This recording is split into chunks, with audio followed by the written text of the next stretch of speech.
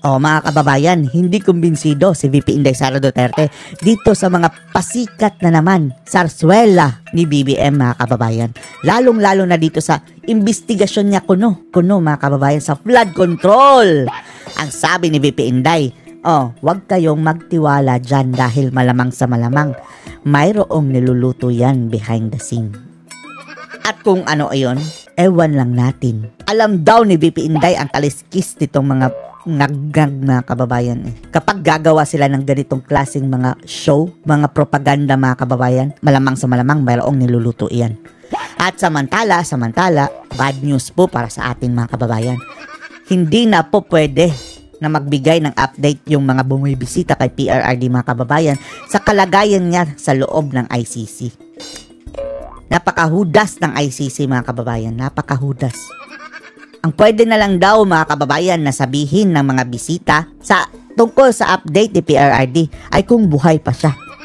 Dahil kung hindi daw ito susundin mga kababayan ng mga taong bumibisita, lalong-lalo na yung mga anak niya, ay pwedeng tanggalan sila ng visiting privilege mga kababayan. Woo! Panoorin niyo po. Malaman kamusta na po si tatay on your visit today? Yes, oo. Remind kami na detention unit na merong kailangan sundin na mga conditions sa visit, no? So, from now on, bawal ikwento kung ano yung mga nangyari sa loob at ano yung mga pinag-usapan sa loob. I can only say na, President Duterte is still alive. Grabe naman yan mga kababayan, nagigpit na masyado ang ICC. Bawal na pag-usapan kung anong napagkwentuhan nila sa loob mga kababayan. Pwede na lang daw sabihin at kung buhay pa si Tatay Digong. Sana nga makalaya si Tatay Digong sa mga kababayan ngayong September na. Matapos yung pre-trial dahil kapag tatagal mga kababayan tapos magpo-proceed ang trial, wala na tayong maririnig mga kababayan sa update ni Tatay Digong kung ano nang nangyari sa kanya. Pagbabawalan na ng ICC. Animal mga ICC na ito. Yan lang po, hanggang doon lang po. Kasi bawal po magbigay na mga information na pinag-usapan sa loob. Dahil kung mag-a-update si Sara mga kababayan, baka mawala na siya ng visiting privilege o kung sino mang mga kapamilya niya kung hindi sila susunod mga kababayan. Ay nako. You're the one who owns the stroller? Ikaw? Si Charlie. Ay, meron pa palang mas maliit. Mas bakit? Kapasilan. So, but even as to his health, wala kong malita. We're not allowed to give updates. Okay. Anyway, but kayo ang VP, pati si Hanilet hindi na pinapasok mga kababayan. will you be here during the hearing on the 23? Inaayos pa namin yung schedule namin, So, hindi pa namin alam kung sino yung makakarating sa September 23 para sa confirmation of charges. But likely, merong relative na darating. Sigurado yun kasi kailangan talaga na sabi ko sa kanila, kailangan talaga na merong bumibisita sa kanya whenever allowed ng detention unit na pwede. Magtatanong lang po yung mga taga-Japan, meron daw silang big gathering sa 2021 and they want to know if you can join them also in Japan. Oo, nag-confirm naman na kami sa mga organizers sa Japan, led by Sir Berwin. September 20 sila sa Tokyo and then September 21 sila sa Nagoya. So yung buong weekend na yon, Saturday and Sunday, merong Filipino community gathering sa Japan. And I understand, meron din dito sa The Hague. And likely, marami din sa loob ng Pilipinas. Well, on another note po, nagtuloy na yung pagdinig ng flood control program at sa Senado at nag-anunsyo na... Wala na tayong update kay Tatay Digong mga kababayan. Bawal na. Dahil kung pag-update si Sara, baka mawalan siya ng privilege mga kababayan bumisita. Grabe na ICC. Buo daw ng independent fact-finding committee sa flood control. Your thoughts po? Well, sabi ko nga lagi, too little too late yung administration. alam naman na natin yung problema na corruption sa flood control. Hindi lang sa administrasyon na ito, sa mga lahat ng mga dumaan na administrasyon, hindi lang sa administrasyon ni Pangulong Duterte. Alam na natin yan lahat. Naging mayor ako 2010. Meron ng issue ng flood control corruption. And much worse lang sa atin lahat ngayon. Dahil sinasabi ko nga, hindi lang naman flood control projects yung merong corruptions. As early as 2024, noong nag-resign ako sa Department of Education, matagal ko pinag-isipan yon kung pagre-resign ba ako at sasabihin ko ba kung ano yung mga experiences ko as a secretary ng Department of Education. Nag-decide ako na magsalita talaga. Bakit? Sinabi ko nga, in-attach yung pinaghati-hatian ng members of the House of Representatives, mga buhaya. SBP, School Building Program budget ng Department of Education. At hindi lang yun, in-attach pa nila yung listahan doon sa House version ng DAP. Pero, and alam yun ni President Marcos, kung BBM, alam niya yun, kasi tinake up din yun during a meeting in... Sinabihan na siya ni Sara, mga kababayan, sa mga kurakotan dyan ng mga nangyayari. Wala lang si Bangag. Andun ngayon, mga kababayan, ano na ito? Ano na ito? I told you so. I told you so. Yan siguro iniisip ni VP Inday, mga kababayan. Wala kanya. Pero he looked the other way. So, magdududa ka kung bakit bigla ngayon ay merong silang palabas na malaking investigation na flood control na projects. Ibig sabihin, meron na naman silang niluluto behind the scenes na syempre show na naman nakikita dahil lahat tayo nakatutok doon sa flood control. Ano na naman kabalastugan, mga kababayan, no? Diversionary pa lang na ito, mga kababayan. Mayroon itong niluluto behind the scene aside from the flood control. Hook na hook tayo di ba? Hook na hook tayo sa flood control, mga kababayan. And then habang si Lisa Araneta Marcos ay tahimik lang. Si Tambalustos ay tahimik lang.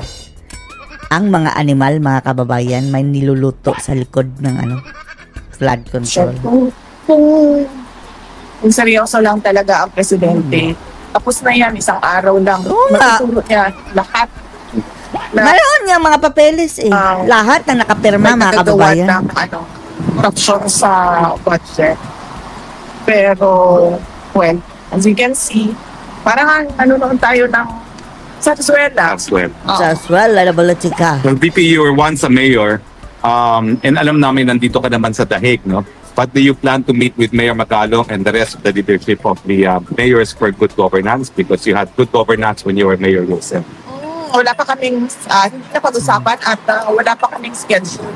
Ang immediate ko na schedule pagbalik sa Pilipinas ay sa Bicol Region dahil celebration nila ng Peña Francia at merong mga...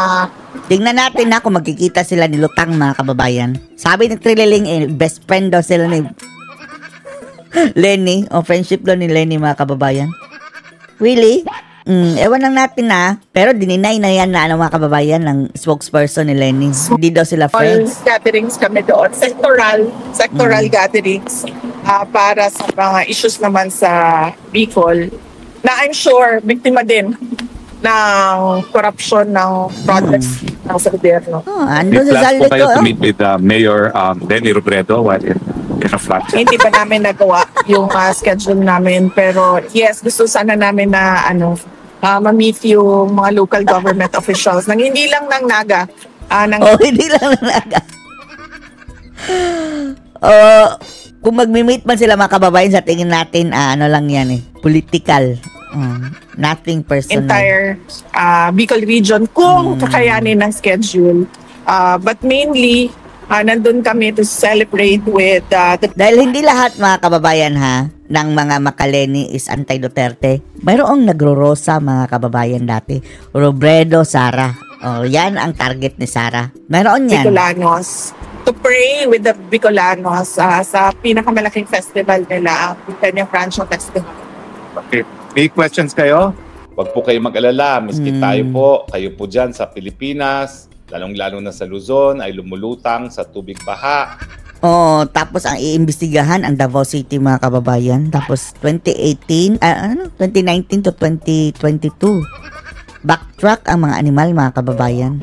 Ang mga tarantado, mga walang yan, mga kongresista, gunggong, mga Malacanang, at ang mga juror. Tuwang-tuwa dahil ayan na naman. Dahil sa Mas natutuwa sila mga kababayan kung babaha dahil mapupunduhan na naman. Si BBM paano na ito? Dodoblehin na naman natin ang pondo nito. Sa halip daw na 260 million mga kababayan yun sa Baguio. Gagawin na natin itong 500 million. Ang mga ugok. Sa halip na habulin mga kababayan yung nabayad na pera. Pupunduhan ulit mga kababayan para maka-income na naman. Anong mangyayari doon sa nabayad na nauna? Thank you. Tuloy na pagbaha. Meron na naman silang dahilan para humingi na naman ng mas malaking budget para sa flood control. At ibig sabihin yan, lalo silang yayaman habang maraming pondo na nakalaan sa lalong hudas. Alam mo yung punong kabataan ko, sa totoo lang, gustong-gusto kong bagyo. Kasi bilang isang hikain, matapos ang bagyo, napakalinis ng hangin. Dahil yan naman walang pasok. Nangyayari kapag bumabagyo. Pinagagalitan ako ng lola ko dahil sinasabi niya, ang dami-daming mga tao na napeperwisyo dahil sa baha. Dahil sa bagyo, daming nawawalan ng tahanan. Kaya ikaw, wag mong sasabihin gusto mong bagyo. Dahil yan ay dilubyo. Pero mga kaibigan, sa tingin ko, ito mga sunod-sunod na pangyayari na ang lalakas ng bagyo at patuloy na tayo nagbabaha, yan po'y sinyalis na sa ating Panginoon. Pag pinag-usapan po natin ang solusyon sa korupsyon sa flood control, hindi po sapat yung sinasabi ng iba na kinakailangan. Laging nafa-fact check mga kababayan itong kanilang mga buladas mga kababayan. Putulin na yung relasyon between sa district engineers at saka mga congressman at senatong. Putulin na yung ginagawain ng mga senatong at congressman na nag-i-insert sa national budget. Kinakailangan ipasa na as is ang National Expenditure Program. Tapos, kanina mga kababayan, mayroong press con si Ngagngag. Ang sabi niya, mayroon pa rin insertion. Ano ba ito? Mayroon pa rin mga insertion. Ay, naku, wikling ka talaga. Alisin mo na nga yung tambalos-dos mo na pinsan dahil yan ang nag-i-insert, animal. Kaya drama lang yan mga kababayan May niluluto. Diversionary tactic lang itong mga kanilang pasabog-pasabog di umano mga kababayan dahil mayroon niyang niluluto. For sure. Ang niluluto niyan mga kababayan kung paano ma-extend ang kanilang termino sa 2028. Sablay na sila sa impeachment kung ano kayang pinagplanuhan niya ngayon mga kababayan. Gumamit ng legitimate issue ng bayan, itong flood control. Para masigurado na lahat ng mga programa ay napag-aralan bago maipasok at malaanan ng pondo. Tama po lahat yun. Pero sa totoo lang, hindi po matatapos ang korupsyon kung yan lang ang gagawin natin dahil ang mga buwaya sa ating lipunan ay gagawa pa rin ng mga pamamaraan.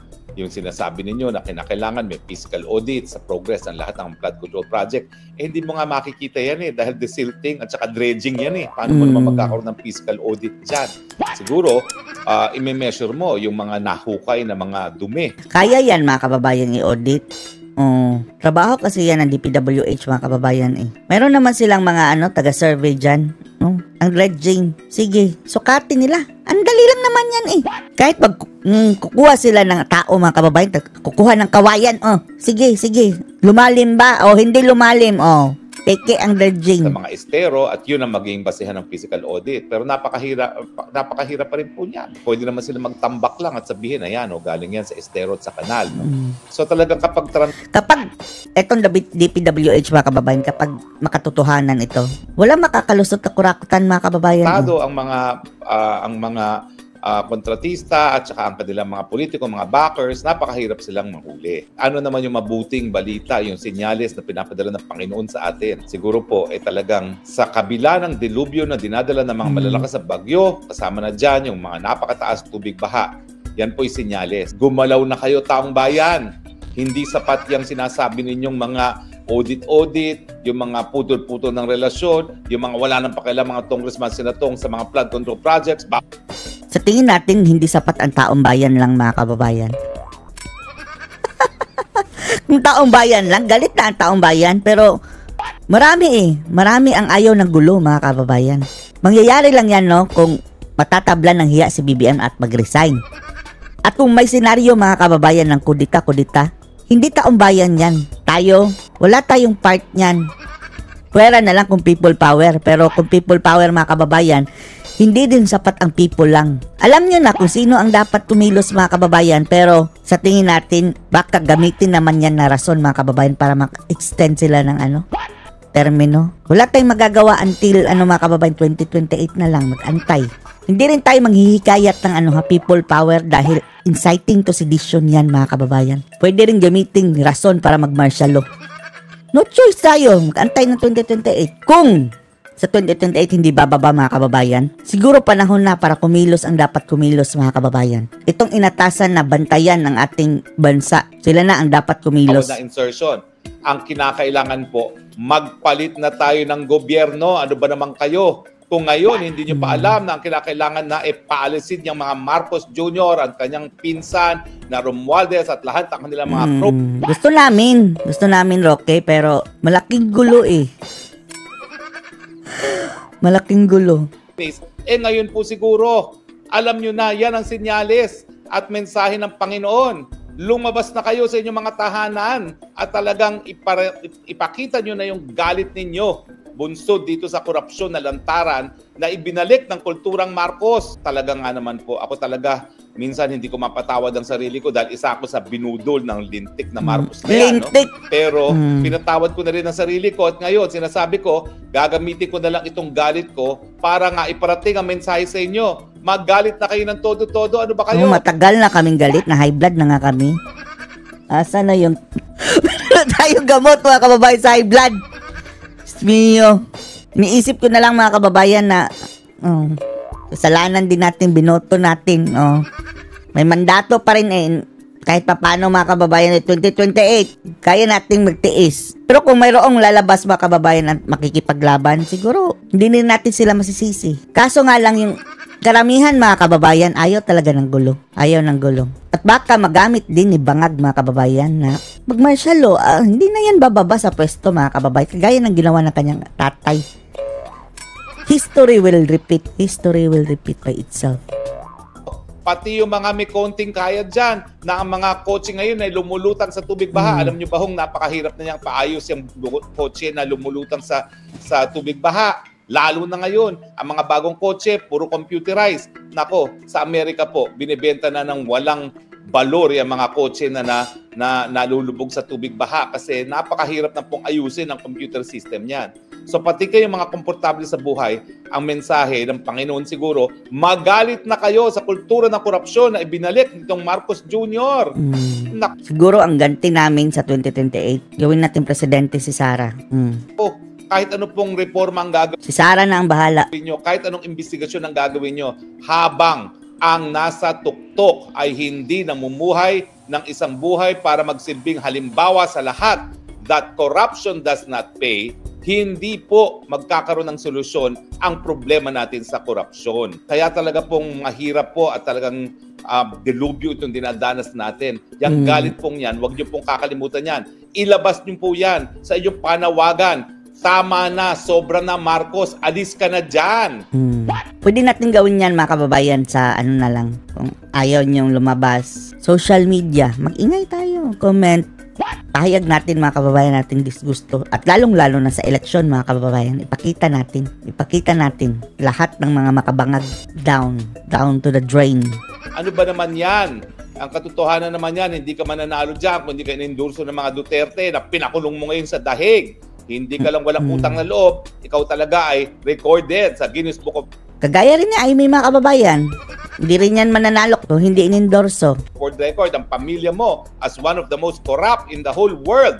Kaya naman, nagtataka pa ba kayo na mga DPWH, mga COA auditors, mga kontratista, mga congressman, mga senatong, lahat sila nagkukonsyabahan para nakawin ang kaban ng bayan kasi nga po ang pinakamataas na namumuno ang tingin ng tao at sa katunayan ay corrupt. Hindi ako nagtataka na habang tayo lumulutang-lutang na naman sa baha dyan sa maraming lugar ng Luzon, hindi lang nagkakamot ng ulo yung Marcos Jr. na yan, nagtatanong na naman, anong gagawin natin? Baka nagpa-party-party pa yung mga yan dahil wala namang pakialam yan sa paghihirap ng sambayan. Oo nga, no? Kung seryoso sana si, mga kababayan, si BBM, di ba, after niyang, sabihin yun mga kababayan, nawala na naman sa ere. Dapat araw-araw sa mga kababayan, pinupukpok yung DPWH, pinupuntahan niyang at nakikipag-coordinate na sa mga otoridad mga kababayan para hulihin itong mga animal. Nawawala, tapos susulpot na naman mga kababayan. Ano na ito? Ano na naman ito? Oh, ganyan. Magrereklamo mga kababayan, nagpo-point out ang problema na in the first place, nangyari yan dahil sa kababayaan niya. Biglang nawawala. Sa kanila, bahala kayo. Mahirap kayo noon, mahirap pa rin kayo ngayon. Yan ang inyong tadhana dahil kapag kayo'y naahon sa kahirapan, paano nila mabibili ang boto nyo pagdating sa panahon ng eleksyon? Tama. Ang kinakailangan po talaga natin ngayon para matigil ng kultura ng korupsyon pagbabago sa ating pag-iisip. Ang gobyerno hindi dapat dahilan para yumaman ang mga politiko. Ang gobyerno... Kaya pala sinabi nilang Machiavellian mga kababayan dahil ina-apply ngayon ni BBM mga kababayan yung Machiavellian technique.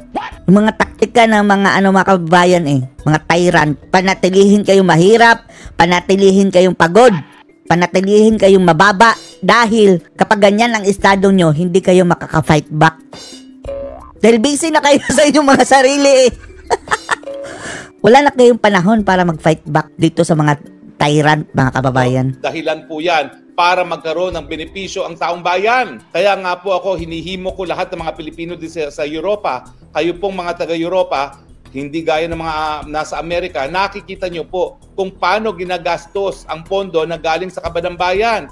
Ginagastos po yan sa libreng gamot at libreng paggamot, universal healthcare, na aking kinopya at dinala na sa Pilipinas. Hindi lang maging matagumpay dahil kinukurakot pa rin para sa flood control project sa mga pondo na nakalaan sa kalusugan ng mga mahihirap. Dapat sana may subsidy mga kababayan. Ay hindi. Yung palang allotment, ang PhilHealth, zero allotment ba kababayan ni Bangag? Ewan na natin saan napunta. Sos Mariosep naman. Nakikita naman nila dito, yung mga Pilipino sa Europa, ang paaral libre from grade school, high school, at sa ilang mga bansa hanggang university. At kung merong mang bahay sa university, napakaliit kung kukumpara dito sa Pilipinas. Bukod pa dyan, yung social security na talaga namang alam nila na kapag sila nagtrabaho habang sila malakas pa, meron silang gagastusin pag sila matanda. Kasi ang kanilang mga social security benefits dito, 80% na kanilang huling sweldo. Hindi gaya dyan sa Pilipinas, ang liit-liit ng nakukuhang pensyon sa SSS at sa GSIS. Ay, 15,000. Gumisik 10,000. 5,000. na kayo mga Pilipino, no? Kung hindi kayo gigising, kung hindi kayo magagalit, patuloy tayo na magdurusa, patuloy tayo na magugutom, patuloy tayo na walang kinabukasan na aasahan dahil ang mga nagtatamasa lamang ng lahat ng mga grasya ng Panginoon ay mga politiko, mga cronies ni Marcos, mga contractors, mga COA auditors, at mga BIR collectors. Mga anak na mga kontratista na ang luluho mga kababayan. Nipo babies. At si BBM mga kababayan ay isa pala sa mga Nipo babies. Laki sa layaw, Jeprox. Hindi dumaan sa hirap yan si BBM. Kita nyo, nagpi-flex pala mga kababayan dati pa. Kabataan niya. Flex more. Yaman sa pangungurakot. Ano pa bang kinakailangan para kayo magalit at lumabas at si Santi Oy, galit na kami. Matagal na kaming galit, Roque. na yung Marcos Jr. na yan? Siguro i-address mo yan sa AFP. Yan na lang. Sa PNP, sa mga men in personnel, yung mga tagabantay ng bayan. Sila ang tagabantay Kung mayroon silang maling nakikita mga kababayan at hinahayaan pa rin nila, baka kasabwat na sila. 2 beses na naman tayo nagsisante. Bakit ngayon ayaw ninyong lumabas? Yun ang nakapagtataka. Ligo pa nga lang, Loke. Parang tinatamad na kami. Una tayo lumabas dahil... Sino? And then, mga kababayan, assured ba na talagang bababa, mga kababayan? 2 years, more than 2 years na lang, no? Ako, kaya ko mag-antay, pero ewan na natin sila mga kababayan. Kung mayroong gustong lumabas, hindi rin natin masisisi. Pero siguraduhin nyo lang, ha, na hindi yan magagamit na dahilan na naman para mag-martial law. Kalabisan ng korupsyon at saka yung kawalan ng direksyon ng pamumuno ng Marcos Sr. Ganyan na rin ang nangyayari. Ayan, lumalangoy kayo sa tubig baha. Hindi pa kayo mag-aagalit? Naman, no? Galit na eh. Napakasadista naman ninyo sa mga sarili ninyo. Kung sa tingin ninyo, pagkokomento sa Facebook ay sapat na. Hindi po. Kinakailangan lumabas kayo at sumigaw. Tama na, sobra na. Marcos, alis dyan. Matagal na namin yung ginagawa, Roque. Diba? Nang nangyari kay Erap, diba ganun din? Careful, Roque, ha? Baka ma-inciting to sedition ka. Although naiintindihan natin ang galit talaga ni Roque, mga kababayan. Pero para sa mga taong nasa Pilipinas, mga kababayan, careful kayo dyan, ha? Kung sa tingin nyo, papunta na yan sa inciting to sedition dahil alam nyo naman ang mga bangag, eh. Pwede nyo ikakulong yan, mga kababayan. Ilan ang mga bahay na nakita natin na mararangyang bahay? Ito, nakikita na natin. Pero si Roque, naiintindihan natin. Dala ng sa damdamin, mga kababayan. Na dahil sa mga politiko na malalapit sa mga kontratista, ayan, yung karangyaan ng buhay ng mga diskaya, kung sino-sino pa. Hindi ba nagagalit ng taong bayan dyan? Bakit hindi natin masisante gaya ng ginawa natin nung panahon ni Marcos Sr. at ni Erap Estrada? Kasi nga, karamihan sa atin, meron ng internet, meron ng Facebook, ay ang tingin ninyo, sapat na kayo'y linalabas nyo ang galit nyo sa Facebook. Paano yan? Anong way? Siguro, yung legal way. Legal way, mga kababayan, no? People's Initiative. Tayo na, People's Initiative, mga kababayan. Sige daw. Mangalap ng perma para ma-oust si BBM. Tapos, kagaya ng People's Initiative, pwede bang ganyan? Walang natin, ha? Dadayan din sa legal, mga kababayan. Kung makakuha tayo ng at least more than half, which is feeling natin, mga kababayan, kaya. More than half ng population ng Pilipinas. Papayag na alisin si BBM. Kailan ng impeachment? Sipain. Kung mayroong ganyan. Pwede. Pero, sino ang mag-i-initiate? Saka sa Instagram at kung ano-ano pa sa TikTok. Hindi po. Kinakailangan lumabas at pagtuyo na ang baha. Lumabas, magtipon-tipon at sabay-sabay na sumigaw. Tama na, sobra na. Alis dyan, mga kurakot. Alis dyan, mga walang ideya kung paano mamuno ang gobyerno. Dahil kung hindi po, patuloy po tayo sa ating paghihirap. Darating ang napakadami pang bagyo, lulutang-lutang na lang tayo hanggang lahat tayo matangay na. May awit si Regine Velasquez. Ano ba yun? Parang nangako ng palasyo. Yung pala, yung pinangakong palasyo ay nakapako lang sa hangin. Yan po ang mga pangako ni Marcos Jr. Huwag niyong kakalimutan, ang pangunahing pangako, 20 pesos na bigas. Ano nangyari? Ayun, nakapako sa hangin. Tapos ang plataforma, sama-sama tayong babangong muli. Wala palang katuparan. Ano nga ba? Sino ba yung nakikinig dito? Ano ba yung lyrics nung sinabing nangako ka ng palasyo? Yung pala, nakapako lang sa hangin, no? Paano nyo nga, i-text nyo sa akin yung lyrics na yun nang makanta natin ng konti. Ganyan ang mga pangako ng Marcos Jr. Diba? Ay, nako. At tapos ang sabi niya ngayon, naku, I will run after the corrupt in the PWH. Ulol, julol. Gaya sinasabi ni Maharlika. Julol. Lahat naman niyang mga kontratista na yan, lahat yan, kakilala mo rin. Alisin na lang niya si Tambalustos, mga kababayan, ano? Bakit hindi niya inaalis? Wala naman lumaking mga kontratista na hindi talaga binibigyan ng basbas ng presidente na gaya mo. Naalala tuloy natin ang sabi ni Tatay Digong, mga kababayan, kapag corrupt ang speaker, ubos ang pera ng bayan. BBM, alisin mo yung speaker mo. Dahil habang lumalaki mga kontratista, ayan, nagbibigay ng pera sa mga politiko at sigurado ko, yung mga mega projects na nagpapabid ay DPWH mismo. Kasi alam niyo po, depende yan sa halaga. Yung hanggang 200 million, district engineer. Tapos parang, kung di ako nagkakamali, 1 billion regional. Tapos in excess of 1 billion, national na. Yung national na yan, sino tingin nyo kumukubra? Hindi na si congressman, hindi na si senatong. Bagamat humihingi pa rin sila ng tinatawag na parking fees. yung parking Parking fees, fees. palibasa nasa distrito nila, miski merong ibang pagbibigyan na pondo, kinakailangan meron silang at least 2%. Mantakin Grabe. mo kung ang proyekto ay 2 billion, magkano yung 2%? Diba? Di 20 million din yon. Wala namang gagawin. Hindi naman siya talaga ang humingi ng pondo niyan dahil karamihan dyan, nakaprogram na talaga. So hindi lang insertion ang problema, kung hindi, kinukuhanan pa rin ng tongpats yung mga proyekto na napaloob nasa National Expenditure Plan na dahil nga ang tawag ng mga congressman ngayon dyan at saka mga senatong ay parking fee. Ano ba yan? Napakatindi na ng problema, hindi pa kayo nagagalit, hindi pa kayo sumisigaw na tama na, sobra na. Hanggang kailan Galit kami. Hanggang 2028 na lang. kayo magtitiis, Pilipino? Delikado kapag baka wala ng eleksyon kapag ganun mga kababayan. O hindi ka namin kinukontra, Roque, ha? Okay ang suggestion mo kung talagang kung lahat mga kababayan, di ba? Pero imposible naman lahat lalabas. And then anong gagawin? Lulusubin? Example lang, lalabas na kami. Paano kaming nasa malayo? 1 day, 2 days, 3 days. After nyan, mapapagod yan mga kababayan dahil mayroong mga trabaho. Pwede sa EDSA. Pero, binaha na rin ang EDSA And then, ang Marcos Jr. mga kababayan, 100% siguro tayo na magdideklara yan ng martial law. Sa oras na mayroong magtipon-tipon dyan sa EDSA. Maramihan ha. Example, aabot na ng milyon. Magma-martial law yan.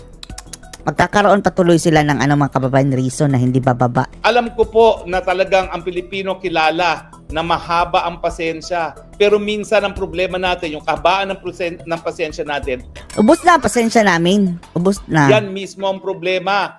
Kaya nga hindi na namin sinusuportahan si Bangag di ba? Dahil nasasanay na sa katiwalian yung mga namumuno na puro kawalangyaan ang ginagawa sa bayan. Pasensya na kayo, talagang mainit ang ulo ko. Eto na lang, Roque. Eto na lang. Kung ang mga Duterte o si Sara ang mag-go-signal sa amin yan, okay kami. Okay kami. Dahil hindi din natin alam mga kababayan baka si VP Inday ayaw rin ng gulong ganyan mga kababayan dahil napakaliking niyan. Siguro may mamamatay din mga kababayan. Bloodshed. Kung mayroong go signal si VP Inday niyan at siya mismo ang magsabi, sige, lalabas kami. Kontakin nyo yung UP campus na mahal-mahal ko dahil mula high school, nandyan na ako, no? Never nagkaroon ng baha dyan. Never.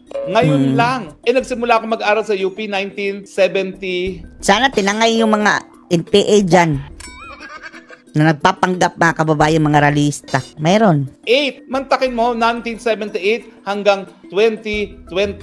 Wala namang baha sa UP campus. Ngayon lang bumaha. Dahil nga sa linalamo ng sobra-sobra ang mga pondo na nakalaan para sa flood control. Dahil yung Wawaw mga kababayan isa sa mga proyekto ng Wawaw daw kung meron mang talagang naipatayo. Pero may nakuha silang project dyan sa Quezon City mga kababayan.